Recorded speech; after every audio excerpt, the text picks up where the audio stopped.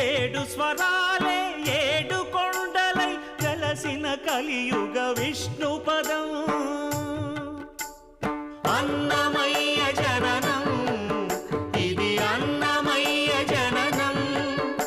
ఇది అన్నమయ్య జననం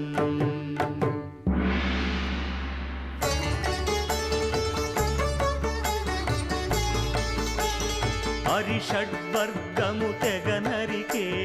హరి ఖడ్గం ఇది నందకము బ్రహ్మలోకమున బ్రహ్మా భారతి నాదాశీసులు పొందినదై